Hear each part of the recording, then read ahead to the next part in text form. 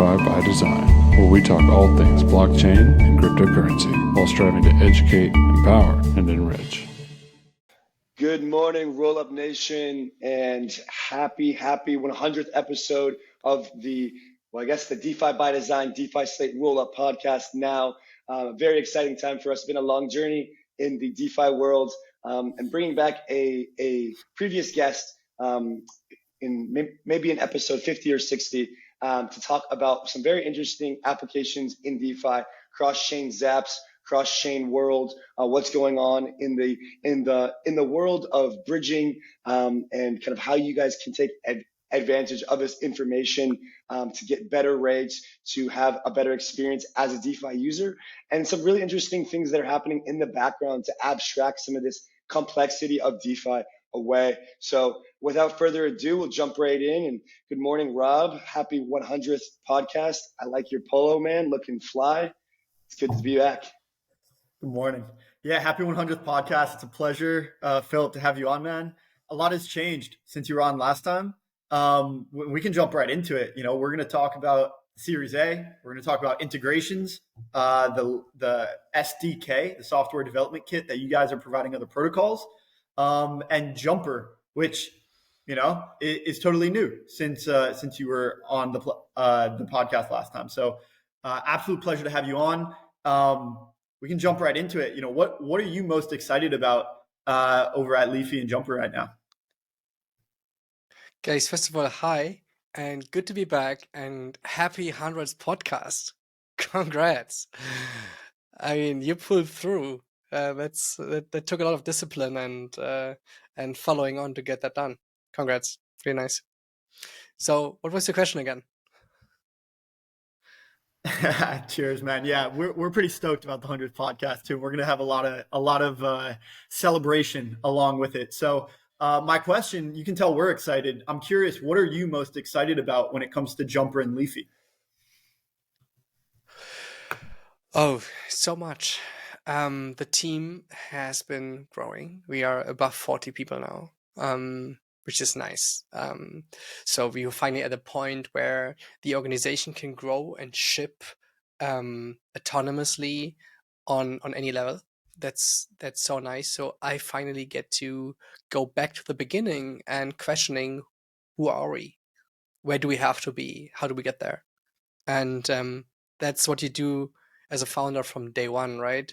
But then you get just busy with fundraising, executing, hiring, selling, and all of that. And now 2 years later, we are at a point again where I can question the industry, the status quo of the industry, and the status quo of our company. And I get back to doing research. I get back to thinking long term. And I finally have some time until the next fundraise to think about how will a Series B look like, right? And I'm excited about so many things that are going, like the amount of things we are shipping is great. To see the organization itself growth, like internally, processes and all of that are finally coming into place. I'm also excited about the deals we are closing. We have an amazing pipeline ahead of us. So that's going to be exciting. It's going to drive revenue. And you guys know how hard it is to be sustainable in this industry. It's often a race to the bottom, and it's really hard to create sustainable businesses in general. So I'm really lucky to be in a position building something like that right now and finding that sustainability and a proper business model and all of that. I'm also excited about what's happening in the industry. Intent-driven systems, account abstraction, shared sequencers, buzzword. There's a lot happening, and I finally get to catch up with all of that. So excitement all over the place. Yeah. So before we really dive deep on where we are right now and where Li.Fi and 𝗵𝗶𝗴𝗵 is going, maybe you could give our audience like a quick summary as far as where Li.Fi has been, right? Over the last, essentially since you've been on the podcast last, which was about a year to a year and a half ago. What has happened in the last year that you'd like to share with our audience? So Li.Fi has found a degree of product maturity that you can implement it, and it works, and it provides a great user experience. The API is now fast. A year ago it was slow. It's simply because all these integrations, third-party integrations, come with a lot of overhead, and it took some refactoring here and there. Also because like these infrastructural pieces, these cross-chain bridges, DEXs, DEX aggregators, they're also reinventing themselves and change things and completely change protocols, reinvent themselves. There's a lot of maintenance overhead, and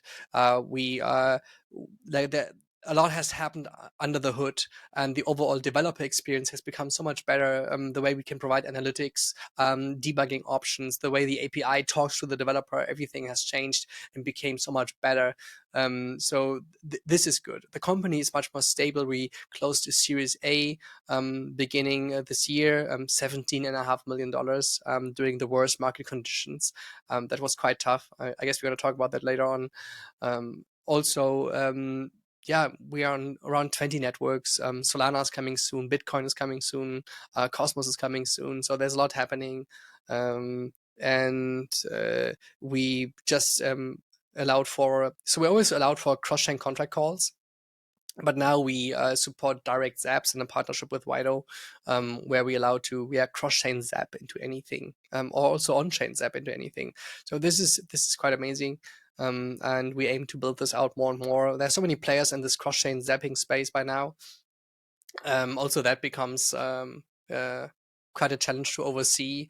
And we continue to see the interoperability space exploding on so many levels: cross-chain proofs, cross-chain messaging, market maker-driven bridges, intent-driven bridges, limit order-driven bridges.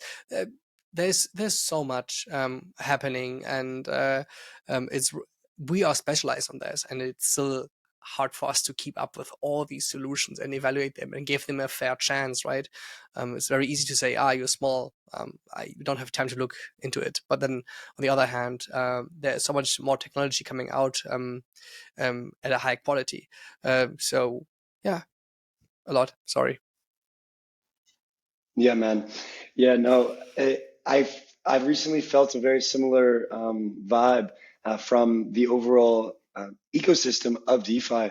Really, I thought that in the previous kind of hype cycle, if you will, it was almost like DeFi wasn't exactly ready for all the users and for all the activity. And I feel like not only from a scaling perspective, as far as layer 2s and other alternative layer 1s where users can find their home base, but also just from a tooling and a UI perspective, we're really getting quite a bit closer. And I think a great example there is that cross-chain Zap infrastructure that you speak of with in the recent partnership with 𝗬𝗏. Like, for example, I mean, doing anything cross-chain over the last couple of years, whether it just be bridging, has just been kind of a nightmare. It's a gas. Do I have gas tokens there? Okay, which token do I need to bridge? Does this bridge even support it? Can I trust this bridge? And so many of the bridging questions are starting to be answered, not only from a technical perspective, but also from a kind of a UI and user experience perspective. And that to me is the most bullish kind of thing happening as far as just teams building quality tech and being ready for, kind of what's next. And so I truly think that we're quite a bit closer than we've ever been as far as things like creating the best user experience possible. And some, you mentioned intent and account abstraction, and those are just absolutely impeccably powerful for user experience. The idea of just wanting to do something and then having it be able to be processed on chain is like something that is almost unfathomable for us being kind of in the space on MetaMask for so long, and now it's coming. Yeah. Yeah, space is improving. UX is becoming better. Websites becoming faster. dApps becoming faster, more seamless. Account abstractions around the corner. We see many players going into that one. I mean, smart contract wallets have been around for quite some time, but they were not taken serious enough. Now with account abstraction, these projects become much more are getting much more attention. That's also good to see. yeah, it's incredible how fast the space is moving, right? Like it's yeah, we are overrunning each other like all the time. It's really hard for any top level application to catch up with all the developments, and yeah, a narrative that is just came out can be outdated a week later. It's crazy. Yeah, that is a really, really crazy aspect because I mean, there's like there's the account abstraction idea, and there's kind of the Starknet and their Cairo upgrade and languages, and then these layer twos upgrade. Like Optimism has just upgraded to Bedrock, and there's Superchain. It's just like it does feel like there's a ton of news happening, and I feel like you guys have done a fantastic job of kind of getting out into the light with your comms and marketing side, as well as just like really kind of being the backbone for a lot of these applications. Is that kind of a big use case that you see for the SDK and just kind of your product and your business model, kind of being this backbone for a lot of these front-facing applications, wallets, dApps, kind of these users really have no idea that they're actually using the SDK and the tech that you have built, but that's kind of the model of growth that you're expecting, or is there something kind of different that you're leaning on? No, being overwhelmed in this space is totally normal. Li.Fi is focusing exactly on this, right? We are abstracting away complexity and progression. Like also that progression, you shouldn't have to take care of that. So there is a complexity to begin with. We abstract away, but then within that complexity, we progress in different directions on how things are done, and we are taking care of evaluating these progressions and implementing them so that you don't have to. Right? So that's why we often say it's a multi-chain DeFi middleware. Sometimes we are saying it's a multi-chain DeFi settlement layer. Sometimes it's a multi-chain DeFi liquidity layer. So it's really hard to find a messaging that fits all, because it really depends on whom you're talking to and whom you want to address. And Li.Fi can be a lot in many different ways. That on the one hand gives us great opportunities to grow. On the other hand, obviously, the best way to grow in general is to do one thing right for one target group, and then you win in that niche, and then you grow out of that target group or out of that niche into the next one, into the next market segment. And often you have been outpaced from a competitor that has simply done the same thing for another niche. So growing fast is super important for us. That's why we have done such an amount of marketing, raised funds, and all of this. It is. But yeah, we have a very generalizable solution you can apply to so many use cases and so many target groups within the space and outside the space as well. Yeah, and I don't mean to steal the floor from Rob, but taking this in a further kind of business perspective, you mentioned earlier on, kind of in the same line of this thought of the kind of types of messaging and the sophistication of a market of a given niche, really trying to kind of be a dominant player in that niche. Kind of on that same line of thought, you mentioned earlier about how it's tough to to create a sustainable overall product and business in this niche because of the tokens and the emissions and the kind of overall hype and the types of products that exist and the market conditions and other various factors. But generally, from a broad lens, what does a sustainable crypto business look like? How does that work? And then more specifically, what are you guys doing to try to achieve sustainability? Or what alpha can you share with us without giving away all the jazz? I mean, you have to ask yourself the right questions, right? Are you riding a wave, or are you solving a problem? And then, is the problem you're solving big enough? And for whom are you solving the problem? And is that target group big enough? Again, so in order to build a sustainable business, your problem has to be big enough so that other people save time. If they save time, they are willing to pay money in general. And then also, like, how long lasting is this problem? How fast will this problem go away? How big is your how prone are you to disruption?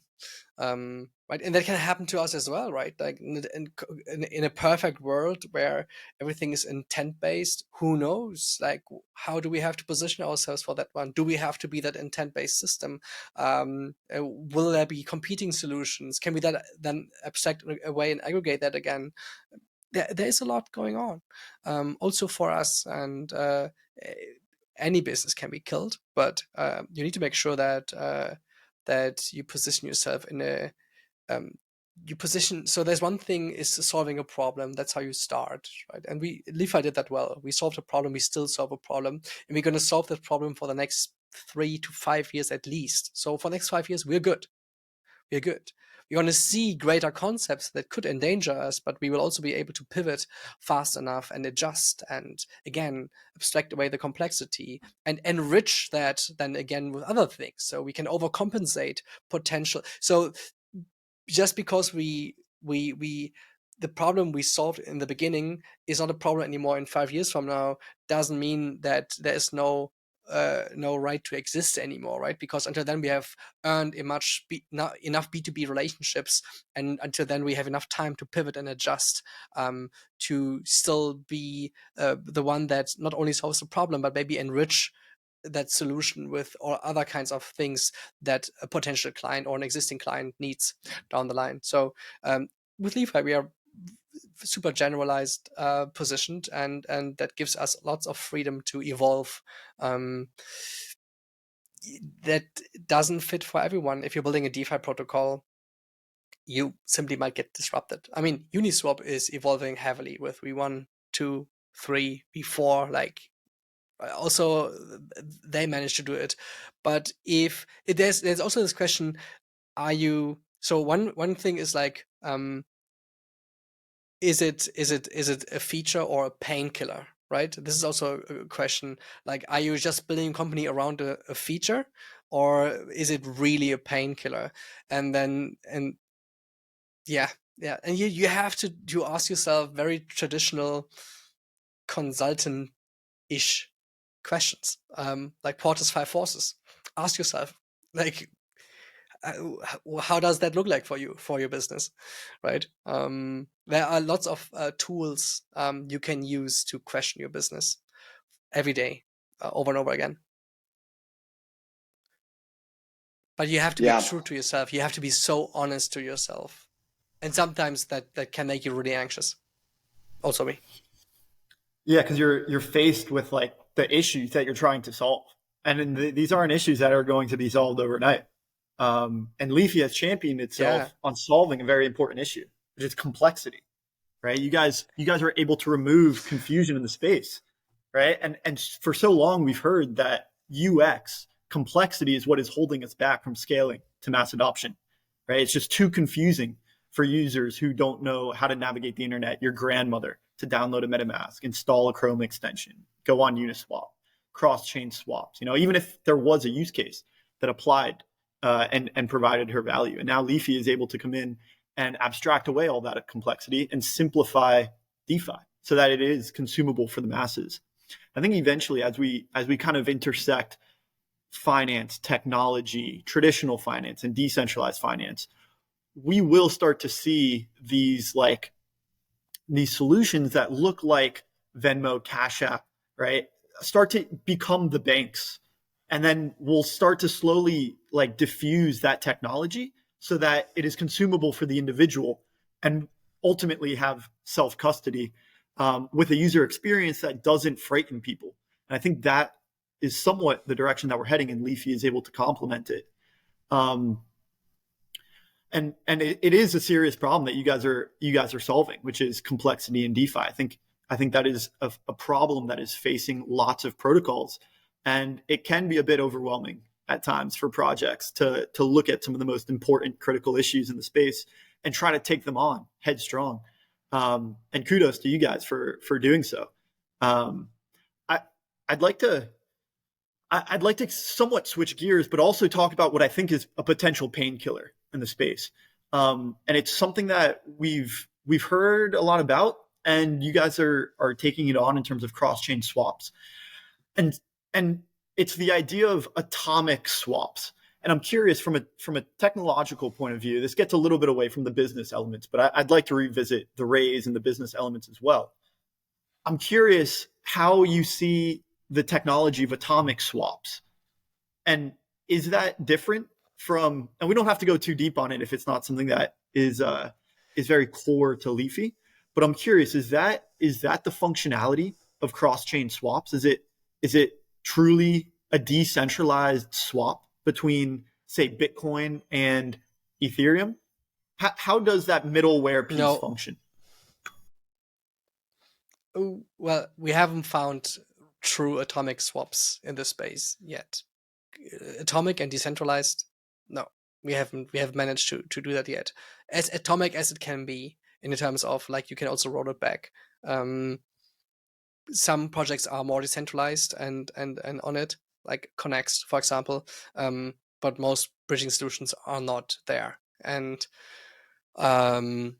if by middleware you mean like the man in the middle, the bridge still is as of today, because most bridges are not decentralized. There is a man in the middle. You have trust assumptions. We have written a great piece on trust is a spectrum. That's how it's called. That's what you can Google. Trust is a spectrum. You find on our blog where we dive into all these different types of trust assumptions we are facing when we're using bridging technologies, and different concepts, different trade-offs. It's always about trade-offs. So that true atomicity we are seeking is not there yet, and it's also okay, kind of like from a go-to-market perspective. I sometimes even believe it might make more sense to start more centralized, get traction, and decentralize down the way, but it has to be number one priority as you find traction. And that's really tough, right? Because like you're optimizing then, so you start decentralized and then people are demanding more features suddenly. So when does the point come where you stop delivering features and the one thing you focus on is decentralization? So it takes lots of discipline and also like the right sentiment in your own community to actually embrace decentralization and actually waiting for it. And just the pain of decentralization is often not big enough, despite those huge events we have seen last year, where central instances within crypto have caused the bear market, right? Like what happened? FTX, 𝗵𝗵𝗃, Celsius, you name it, and huge bridge hacks, lots of them. So still, is centralization now important enough for us? I don't know. I just see this space moving on. And we need these decentralization ultras that keep on pushing decentralization. And luckily we have such teams. Again, Connext is such a team that simply continues to reinvent themselves while keeping up their idealistic standards. Yeah, and it does require shout out, to Arjun. They're good friends of ours. We did a great podcast with Connext just a few episodes back, so definitely check that one out. And to your point, it takes lots of discipline to not fall into that trap of decentralization, because it's not right for every protocol, and it's not the problem you guys are trying to solve. Yeah. For us, I mean, Li.Fi has smart contracts, which are obviously as decentralized as the chain are. We have to deploy a smart contract on each chain we are supporting, but we have an off-chain component simply because computation is not where it is, where it needs to be yet to decentralize it. Because it's not only about providing decentralized computing instances, it's also about the whole processes around this, like DevOps, continuous integration, CI/CD processes you need to continuously ship new features in a safe manner. All of that tooling is simply not there yet. So we rely on a centralized instance, but we are non-custodial. We never touch funds. There's not that much harm that can be done. We're working on verification mechanisms as well. Yeah, and you guys, the primary bridges or teams that you would use on Jumper and just in general for the cross-chain swaps or the gas feature or where users can use 𝗵𝗶𝗴𝗵 to buy crypto using USD or euros. Would you say that those main teams are Stargate and Connext for their quality of product and decentralization, or kind of what's the backbone there and thought process there? Are we talking about decentralization or? I think just overall, like if we were to say the top tier bridge technologies. I'm not even sure if I should talk about names in that context, to be honest. I think Fair enough. all these different teams do different things. Like from an entrepreneurial perspective, from a purely entrepreneurial perspective, all these projects, Layer 0, an Axelar, a Hyperlane, like from the A and B side, as well as the Connex as a hop, they all have different strategies on how they want to be seen and on how to execute, right? Layer 0 and Axelar, they have such huge treasuries, they can reinvent themselves. If they don't fall into that trap of spending and growing the organization too fast, which is like, if you have raised so much money, you're keen to grow very fast until you learn like the magical man month, it's the mythical man month. Like throwing more developers at something doesn't mean you're going to develop the software faster and in a better quality. But that's certainly something that gives them a huge advantage. Then there's a Connex that's very idealistic, and they are really good at not falling in love with their own ideas and simply starting from scratch and making sure they really live up to the Ethereum ethos. Hop managed to start very, very community driven, but they kind of failed to see that it takes a larger team to strive in a very competitive market. So I think this team is still super, super small, and I still believe that is something where they should have been more aggressive. And then there are smart strategies like Hyperlane. They're like, hey, let's not focus on what has been. So Hyperlane's bet is simply, let's connect the other 100 well-funded ecosystems to the rest of Ethereum and give them a chance to grow. So there's a lot of money to be made from these ecosystems. So it's just like interoperability as a service concept. You can simply plug in Hyperlane to your own ecosystem, no matter in which smart contract language it's written. That's kind of the idea. So they're going to expand to all these random ecosystems that haven't existed yet or haven't seen much traction yet. And that can be a growth catalyst for them on many levels, on the revenue side as well as on the traction side. You don't know, right? All these well-funded ecosystems, they also do business development and try to onboard new brands. And then we see people that have been growing strong based on their own token.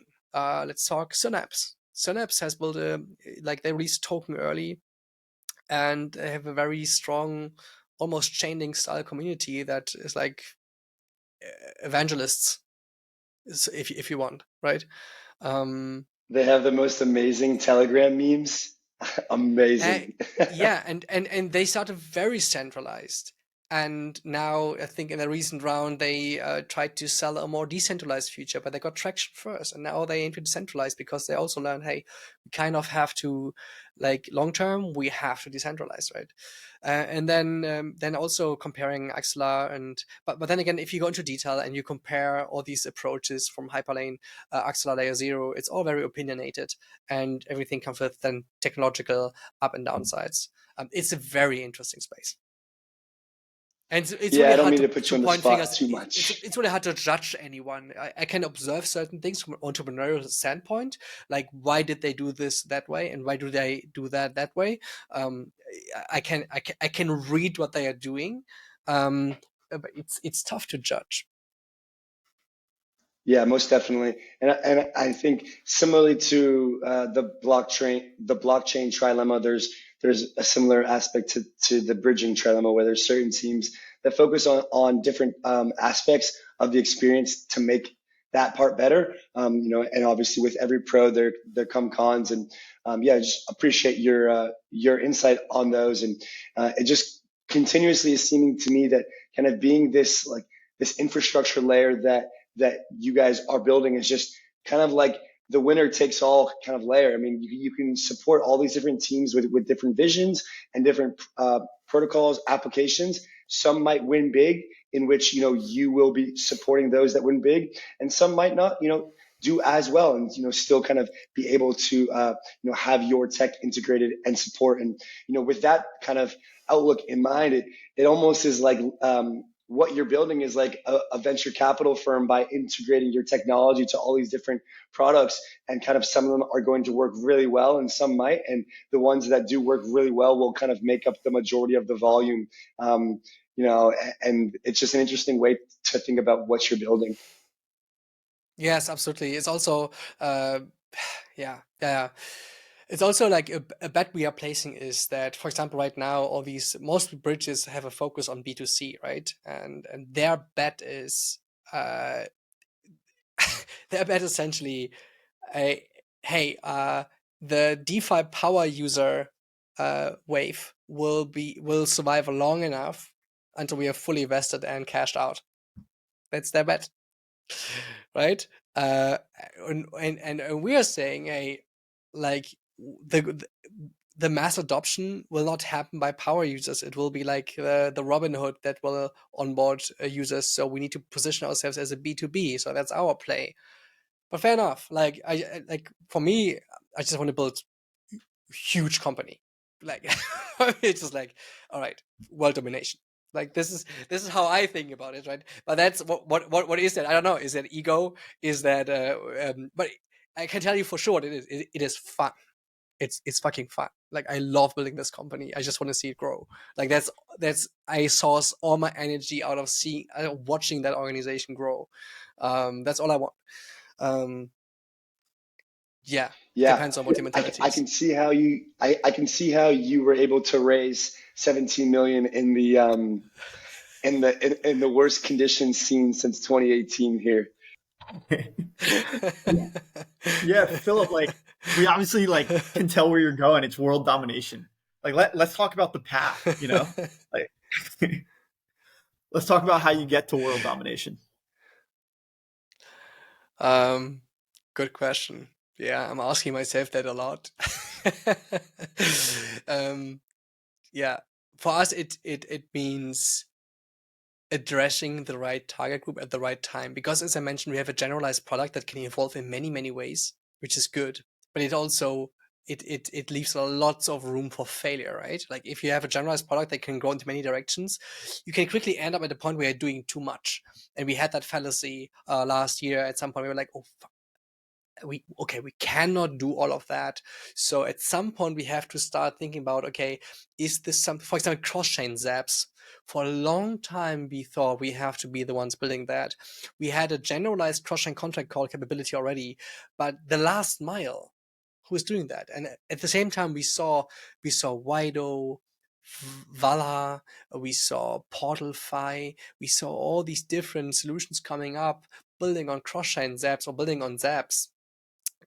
So going out of anything into a certain deposit, for example, or staking or whatever.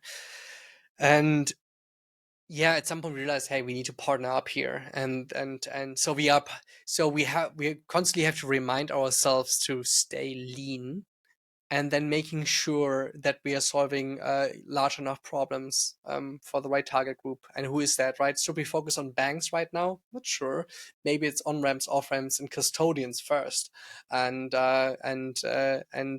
should we address trading desks? What's keeping trading desks from finding adoption? How far away are trading desks from finding adoption, right? And then suddenly it comes down to structural problems like liquidity debt, because you can't trade without price impact. So there's a chicken and egg problem there. Like how long will it take to resolve? And then there is when we talk about trading, we quickly come into trading strategies. So which kind of so what are we talking about? We're talking about limit orders, stop loss orders, trading stop orders, TWAP orders. So these traditional trading strategies, all the trading desk business models are based on how available available are there in the space right now? There are companies like 𝗏𝗏𝗃𝗍, Skolem, 𝗏𝗏𝗃𝗀, 1inch, Fusion, right? They try to get into this stuff more. So they are paving the way. Should we be that? When is the right point to aggregate these solutions? Will it drive more business or not? So it's a lot about timing, talking to the market, talking to potential target groups, and not falling in love with certain ideas. Again, this is super important. That's what has been killing past ventures. It's just you fall in love with an idea and then you go with it for 6 months. In 6 months in startup time, 6 months in crypto it's a death sentence. It's a death sentence. You have to be super careful. Yeah. Yeah, there's something to be said about having the ability to pivot quickly, to drop your ego and understand that there's a better path. Also comes from listening to people on your team who, they're there for a reason, right? Like you brought them on, especially the early team, and then obviously those who kind of vet the new hires. There's a reason why they're there, listening to them, hearing teams' perspective as well as the community, and kind of understanding the best path forward and pivoting quickly. All traits of a successful leader and a successful company. Yeah, true. Yeah. And as we kind of come into the last couple minutes here, I'd like to kind of touch gears briefly on the raise, briefly on what's coming up for kind of roadmap items, and then a couple other types of questions. So I guess you have some experience with raising in the past, I think from previous ventures outside of crypto, or at least a previous raise here. How did this one go? What can you kind of share for some founders who either haven't raised or are going through a process now? What did you learn? Those types of things. Yeah.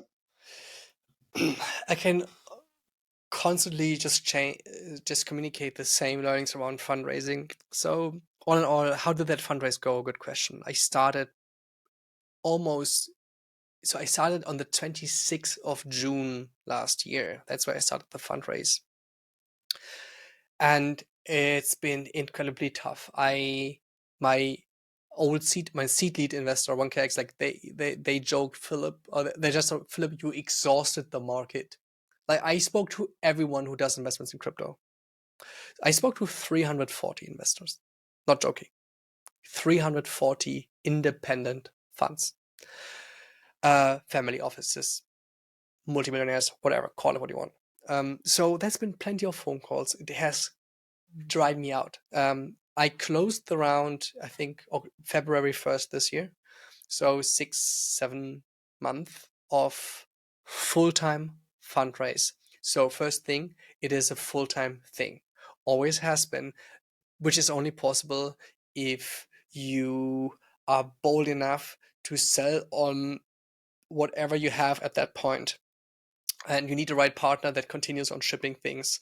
So in the pre-seed round, it was narrative. I sold on story, multi-chain. I did a seed extension, which was based on early traction and marketing traction.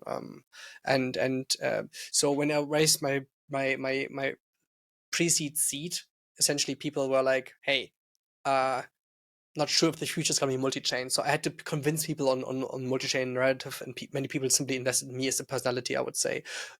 All in all, I think from 160 investors we have on board, only 3 of them spoke to my co-founder ever. In the beginning, in the early stages, it's always about founder personality. Don't want to put myself on a podest here, but you have to make sure that you are very certain about what you want to do.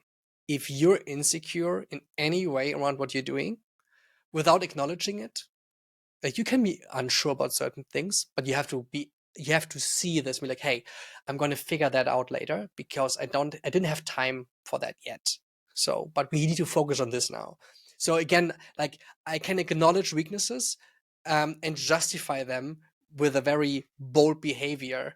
It's like if you behave in a bold way, but not in a stubborn way, but in a hey, I'm determined this is the right thing to do at the right time, because that's all about being a founder, is doing the right things at the right time. So you have to be able to communicate that to potential investors.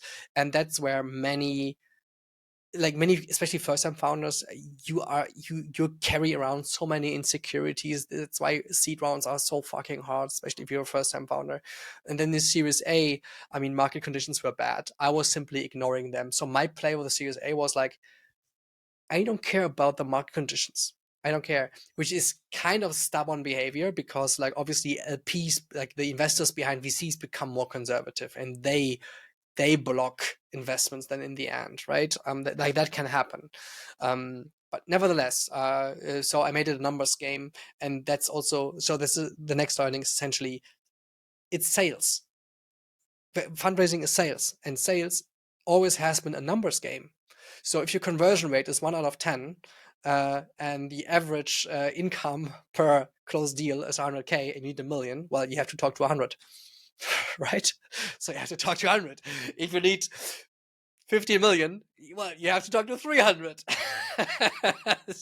You need some wealthier clients is what you need.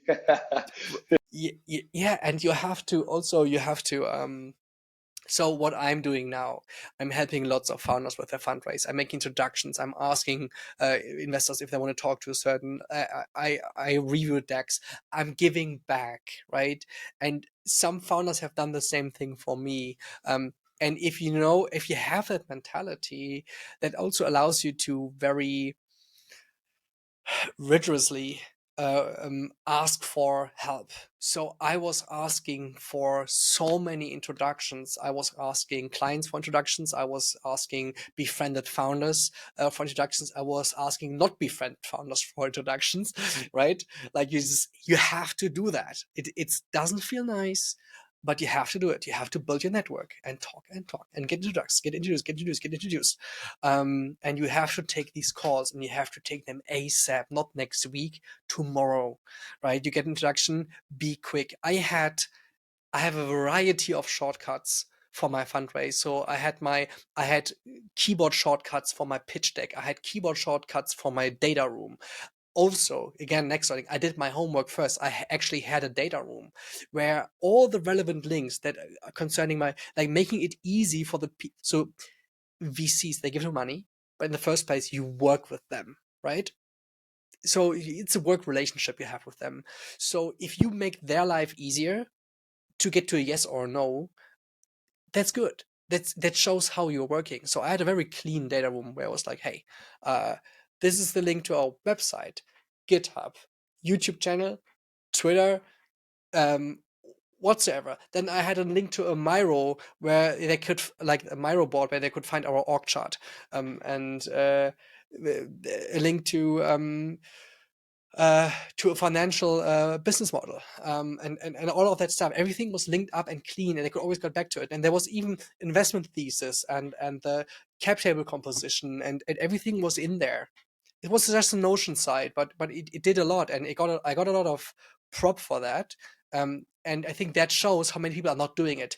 If people are giving me compliments for just doing some basic homework, then it also shows me many people simply don't do the basic homework, right? So treat investors like you want to be treated in terms of working with you.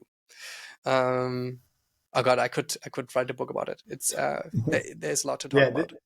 This is massively helpful recommendations and information for any first-time founder specifically out there who may be struggling to raise or is thinking about raising. You just rattled off quite a few elements of what is considered basic, among investors and founders who are looking to raise.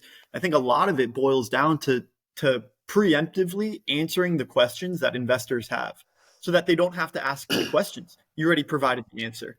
And you did that through this set of links and data that you provided during this raise. As we kind of wrap up, this has been absolutely massively helpful. And one thing that we've done in the last 100 episodes is we like to ask the podcast guests basically if you are in like an elevator, right? Like with anyone that you could explain Li.Fi and the solution that you guys are providing, who would you choose to explain it to and why? You've already talked to 340, independent investment firms, but if there was one entity or one person out there that you didn't get a chance to talk to, who would you want to talk to? I need to Google that person again. Yeah, maybe it would be Abigail Johnson, just like CEO of Fidelity, and there's probably the person I would sit down with in the elevator, be like, listen. And then I would probably listen carefully. Sit down here right now. And I would be like, and I would be plain simple. I wouldn't explain what DeFi does at its core. I would essentially just throw a value proposition at her and be like, look, you see this financial system being built from the ground up, and it's messy, it's complex, it's big. And there's only one middleware you need to continue to start working with it as fast as possible, to continue working with it no matter what happens, and to be able to prototype and build out whatever you want to build out internally. You just need that one middleware, and then stop. And you just spike enough curiosity to get a coffee invite after the elevator trip. Yeah, a second date, right? That's the key. Exactly. Yeah, just get to the second date. What gets you there? I literally cannot stop thinking about dating through your entire process about talking to VCs. Like, you could take the entire conversation we just had, talk about trying to find the right girl, dating quickly, dating a lot, cutting off quickly, making it easy. It never ends. So, yeah, man. Yeah. You must have a lot of girlfriends, brother. No. Anyways. All right, Philip, it was an absolute pleasure having you on.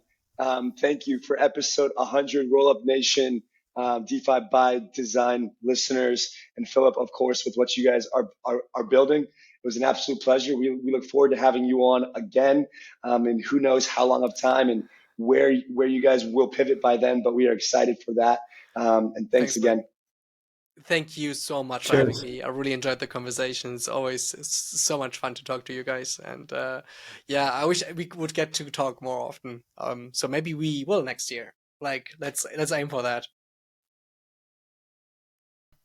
Take care.